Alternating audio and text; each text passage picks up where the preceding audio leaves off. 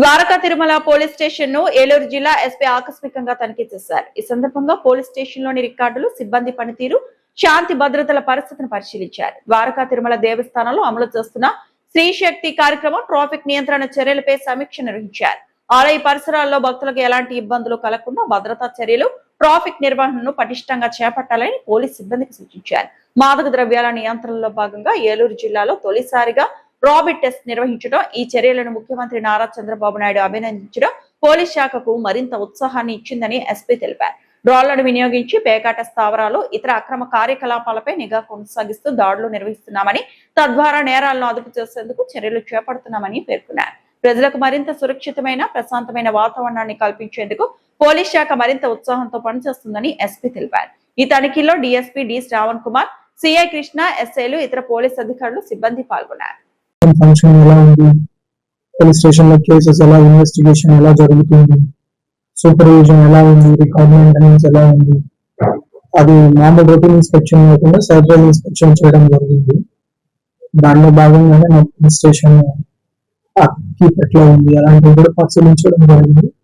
దానికి తగ్గట్టు సూచనలు చేస్తున్నాము. దాని మీద ఎస్హెచ్ఓ గారు, సిఐ గారు, ఎస్డిపిఓ గారు కూడా వర్క్ చేస్తారు నెక్స్ట్. దాని గురించి ఇక్కడికి రావడం జరిగింది. ఇప్పుడున్న పరిస్థితులు తెలుసుకోవడం జరిగింది. మన టెంపుల్ లో కూడా ఈ మధ్య శ్రీ శక్తి పథకం పెట్టినాక ఎక్కువ మంది వస్తున్నారు. దానికి తగ్గట్టు చర్యలు ఎలా తీసుకోవచ్చు, టెంపుల్ సైడ్ నుంచి మనము ఇంకా ఎక్కువ హోమ్ గార్డ్స్ ని ఎట్లా రిక్రూట్ చేసుకోవాలి, టెంపుల్ దగ్గర కూడా మనం కెపాసిటీ ఎలా బిల్డప్ చేసుకోవాలి. ఒకప్పుడు మన దగ్గర ఉన్న తక్కువ ఫోర్స్ తోటి అంత పెద్ద టెంపుల్ క్యాటర్ చేయడం కొంచెం కష్టం. దానికి మన ఆక్సిలరీ ఫోర్స్, ఎక్కువ మంది హోమ్ గార్డ్స్ ని, వాలంటీర్స్ ని ఎట్లా రిక్రూట్ చేసుకోవాలి, ఎక్కువ వచ్చే వెహికల్స్ కి ట్రాఫిక్ సిస్టమ్ ఎట్లా అడ్జస్ట్ చేసుకోవాలి, ఇక్కడ జరిగే క్రైమ్ ఒకసారి రివ్యూ చేయడం జరుగుతుంది. ప్రజలకు ఇంకా కొంచెం మెరుగైన సేవలు ఎట్లా అందించాలి, కోర్టులో కేసెస్ ఇంకా బెటర్ గా ఎట్లా ప్రొజెక్ట్ చేసి కన్విక్షన్స్ ఎట్లా తప్పించుకోవాలి, మా రికార్డ్ వర్క్ ని ఎట్లా అప్గ్రేడ్ చేసుకోవాలి, ఈ సమీక్ష నిర్వహించుకొని ఇంకా ఇన్స్ట్రక్షన్స్. సార్ అలాగే డిస్ట్రిక్ట్ లో మంచి పెర్ఫార్మెన్స్ ఉందని చెప్పి సీఎం గారు మెచ్చుకున్నారు. చంద్రబాబు నాయుడు మెచ్చుకున్నారు. మా టీం బాగా పర్ఫార్మ్ చేశారు. మొత్తం ఏలూరు జిల్లాలో ఇన్స్పెక్టర్ కావచ్చు, ఎస్డిపిఎస్ కావచ్చు, ఎస్హెచ్ఓస్ కావచ్చు, వాళ్ళందరికీ ఆ క్రెడిట్ చెందుతుంది. గ్రౌండ్ లెవెల్లో బాగా పనిచేయడం, ప్రజలకి కొంచెం అందుబాటులో ఉండడం, ముఖ్యంగా గంజాయి మీద, క్రైమ్ అగెన్స్ట్ ఉన్న 2 పారామీటర్స్ మీద రకరకాల అవేర్నెస్ కార్యక్రమాలు చేయడం.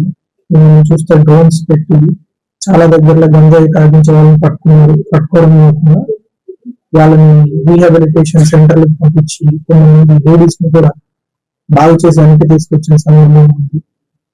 తర్వాత వాళ్ళకి ఎవరెవరు సప్లై చేస్తున్నారు వాళ్ళందరినీ అరెస్ట్ చేసి జైల్లో పెట్టడం జరిగింది.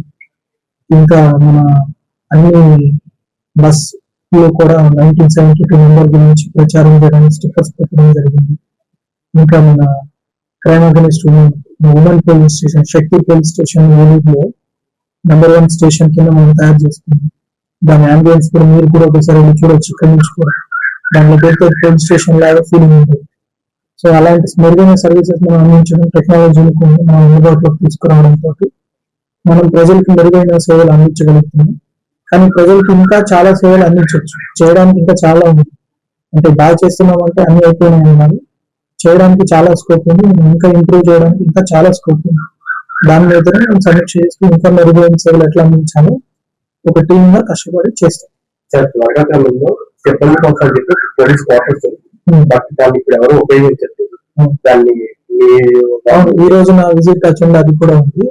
ఒకసారి చూసి అది ఊరికి దూరంగా ఉంది, అది డీకమిషన్ అయిందా, కండెమ్ అయింది. కొన్ని buildings not safe to dwell.